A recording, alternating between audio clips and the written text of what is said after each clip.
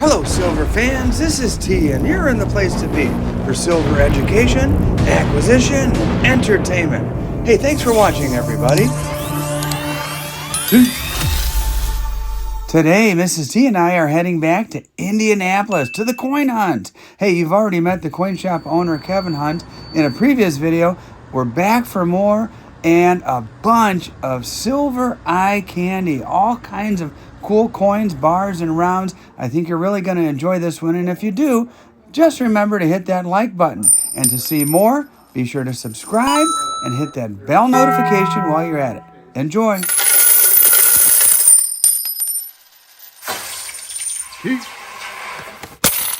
I just asked you, let's do a new series called The Coolest Coin in the Shop. There's only one problem. You got so much cool stuff. So let's take a look at the contenders here. Maybe the guys in the comments will chime in and let us know what they think is the coolest. And where do you want to start? Let's start with the Central American Republic, 8 real. So that's an 8 real. Yes, you got the 8 and the R for the 8 real. It's from 1839 from the Central American Republic. Extremely, extremely hard to get with all the tree leaves intact. So very, very happy to get it. It's got all the dots on the volcano and the sun bleeding through. Oh yeah, the sun's peeking out from behind the mountains there. It's got the smiley face and 1839, huh? So just got that last week, and very happy to get that. What's the value on something like that? That's about $1,000 coin. Okay. And then what else you've got another contender? Well, yeah, we took these in. They're going to PCGS. This is a 1879 proof 3-cent nickel. That thing is pristine. I'm hoping it gets proof 68, maybe 67. I don't see any imperfections on it whatsoever at all. The 1882 has a little minor hit. That's the only hit, so I'll probably get proof 67. So that's about a $3,500 coin. It's about a $1,000 coin. Wow. So those are going to express to PCGS on Monday. This is a overdate large cent, 1844, with the overdate of 1881 bleeding behind it. Oh, okay. Almost takes a loop to say, but yeah.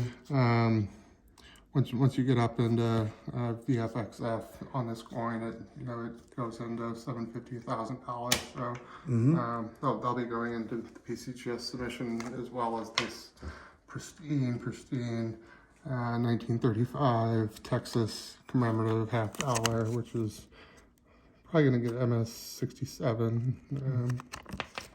Let's see. Oh, that's a beautiful depiction of the American Eagle there, 1935.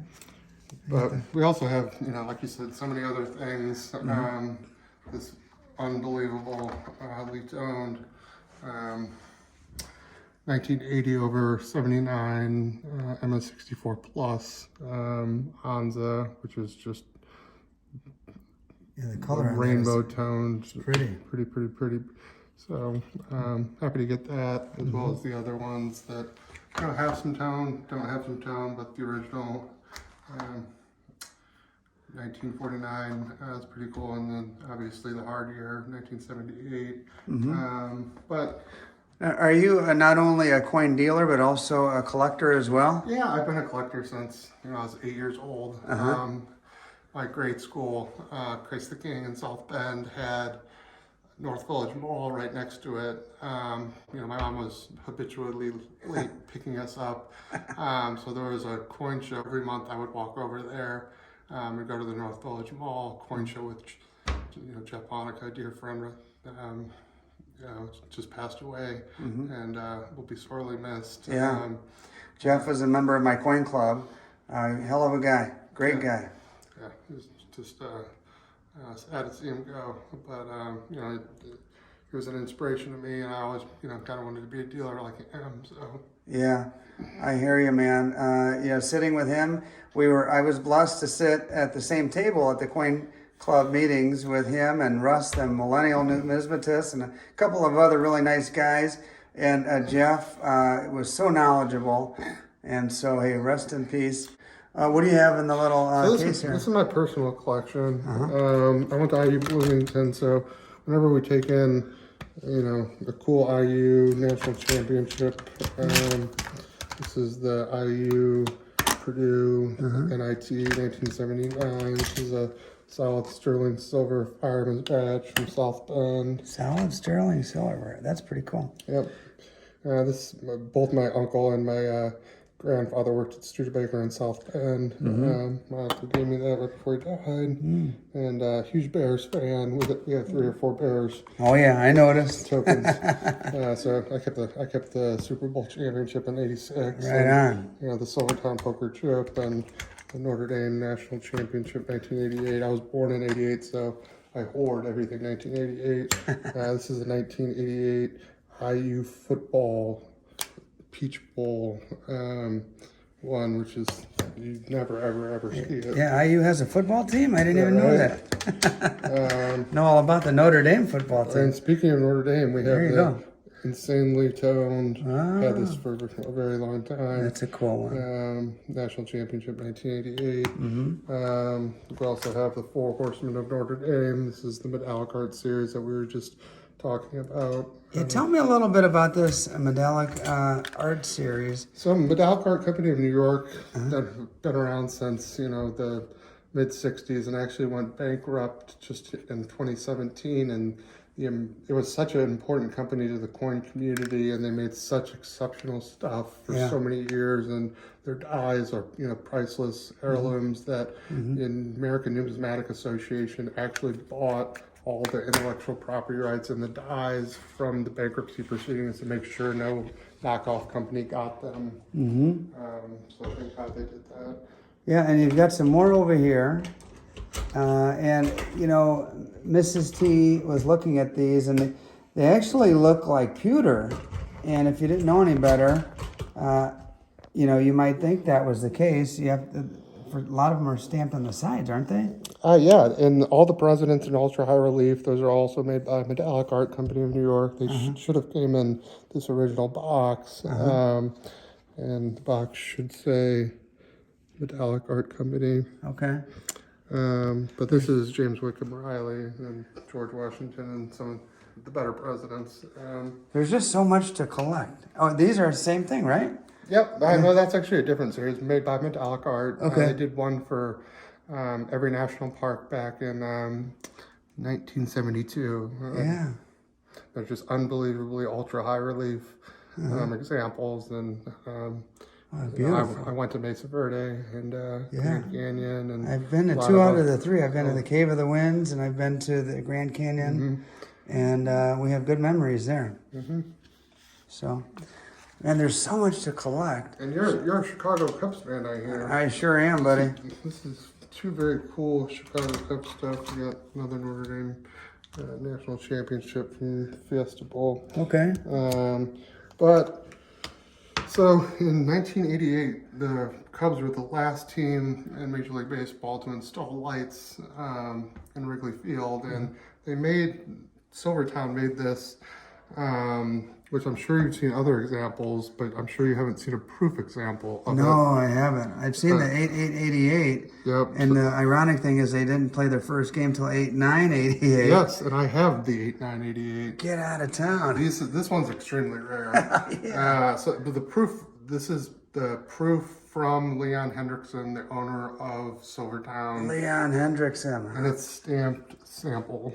Oh my gosh. All right, Mrs. T, let's, how fast can we get out of here? Yeah, I'm backing away with this. The game didn't happen. It was rained out. Yeah. So Silvertown made an 8-9-88 for the next game, and this is the 8-9-88 with the Cubs. They won. Winning pitcher, Mark Grace got the hit, and it's stamped 1 ounce fine silver. It was the 77th one made, and also made by Silvertown.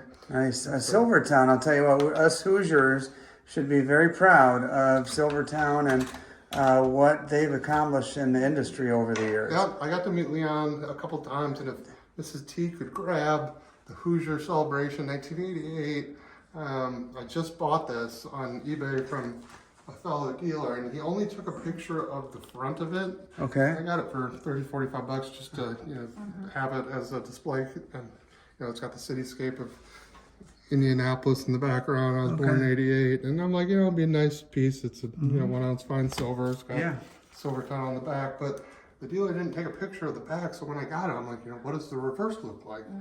And Leon died in 2016. He was a national currency collector and friend, and he had the complete collection of Indiana national notes. And so I opened it up one day. I'm like, what does the reverse look like? Oh my goodness! Leon signed it the day the day it was stamped. Wow. So I assume you've made the pilgrimage down there. I have not. You I've never been to haven't? Winchester. I plan to go one of these years, and hopefully sooner rather than later. Yeah, but if you're a Red Lobster fan, you also have the Red Lobster 1 ounce that Bill Darden gave to every employee in 1993 for their 25th anniversary. Let's see there. Which is very cool, but it's not as cool as the next one. Digging deep there. There she is. So I'm guessing the 80s, 80s was pretty flashy, and the corporate outing for the bigwigs at Kentucky Fried Chicken had a golf outing, and they gave everyone in the golf outing solid sterling silver ball markers. So this is an ultra high relief. Oh my goodness, that's the man himself. Kentucky Fried Chicken. It's even marked sterling right there. Putting ball marker. How do you like that? It's amazing the stuff there is out there to collect. That is fascinating. More silver down stuff. Oh yeah. And 1921 piece dollar. Father's Day 1988. I noticed you have the peace dollar on your sign, and so is that your favorite coin, or? Yeah, the 1921 piece dollar. Really, the only thing I collect is Mint State piece dollars. I have the complete series, and then national banknotes from Indiana, mainly just from South Bend and Bloomington and St. Joe County. But another Chicago Bears, the Galloping Ghost from Metallic Art Company of New York. Oh wow. Also, this is pretty cool. Indianapolis history. I'm sure you've seen the Red Grange. sterling silver sesquiquential 150th anniversary. Yeah, there's the monument there. But the cool part is it was sold by the coin department at Ellis Ayers in the original case. How do you like that? Too bad shopping malls don't have coin departments anymore. Yeah, so I have them, both my parents passed away pretty young, and so I have the 1988 Mother's Day and the 1988 Father's Day, both from Silvertown. The College Football Hall of Fame, South Bend, when it opened in 1997. This is super cool. Haley's Comet. Once in a lifetime. Yeah, I'm usually not a fan of enameled, but I had to have this. I was down at the fun show, and I saw it on eBay, and then I walked across it in person. I'm like, I'm getting it. The fun show is on our list of places to go as well. I'm a big Fish fan, and my favorite Fish song is Haley. It's called Haley's Comet, and so picked it up. Pretty cool piece, and this is cool. It looks like a Alcoholics Anonymous token, but it really says, "To thine own silver be true." And it's got the atomic symbol for silver. And on the back of it, it says, "God grant me the serenity to accept the spot price I cannot change, courage to bid a little higher, and the wisdom to know the difference." Yeah, you know what? I've got to encourage my auction, attendees to bid a little higher as well. I was just kidding. And happy birthday, 1988, Silvertown. This is Metallic Art Company of New York when they opened the American Numismatic Association in, I believe, Boulder, Colorado. But another cool piece that I didn't want to sell. So you are a collector. Yeah, that's about it. I mean, this and The notes in that case is really all I collect besides peace dollars. What's the, tell me about the notes in this case here. So I'm from South Bend. Oh, these were all South Bend, or? So that's the extremely rare South Bend bank that only produced large size, but also went bankrupt in 1911 or so. So they didn't produce small size, and I've always looked for it and just got it a couple of weeks ago. But graduated from IU Bloomington. There's two banks in Bloomington. The First National Bank of Bloomington, charter 8415, and then the Bloomington National Bank of Bloomington is a little more rare, charter 1888. And my grandparents were from Buchanan, Michigan, and Buchanan, Michigan is probably the hardest bill in Michigan series to get. That's about a $6,000 note. Wow, that's a low number too. That's the finest known. There's only 3 in existence. Wow. Yeah, I searched 20 years for that. That's incredible. So you are a real collector to the core. Yeah, and then we got the Mishawaka and South Bend. This is the last bank John Dillinger robbed. 2 days later, he was killed by an FBI agent in Chicago. He took the South Shore and he killed 2 police officers outside the Merchants National Bank. It was 1933. And so people collect all 14 banks that Dillinger robbed, and Jeff Bonica was a big collector in that. And, from South Bend, so he always would try to. And my grandmother was an eyewitness to one of his bank robberies back in the day. And I made a video where I interviewed her before she passed, and it's quite fascinating. So, hey, thanks for showing me the collection. I'll tell you what, this place is like a museum, my friend. Well, when I was speaking of Mishawaka, I was probably 12 or 13 years old, and we went to the Outback Steakhouse in Mishawaka and sat next to Muhammad Ali and his wife. And the only thing we could figure out to get signed was the Foster's beer coaster. And we, when I was like 12, and we went up there and asked him, if we can have an autograph, and the manager runs up and says, you need to leave Mr. Ali alone. Like, Ali gets up from the table and starts going like this to the manager. He says, you need to get back to wherever the hell you came from, and the kids can stay as long as they want. And, that's cool, man. All right. Well, listen, thanks for the time, and great video, great history here. And we'll be seeing more of you, my friend. Sounds good. Hey, special shout out and thank you to these channel members who help support my efforts to bring you videos just like this one. And thank you for watching. Now, take a look at those Libertads. I couldn't leave those back at that shop. I bought, I think, just about all of them.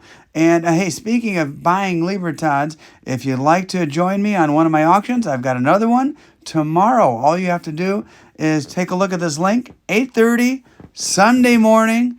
The auctions are always a lot of fun, and you can also pick up some very cool and unique items that I find at these coin shops.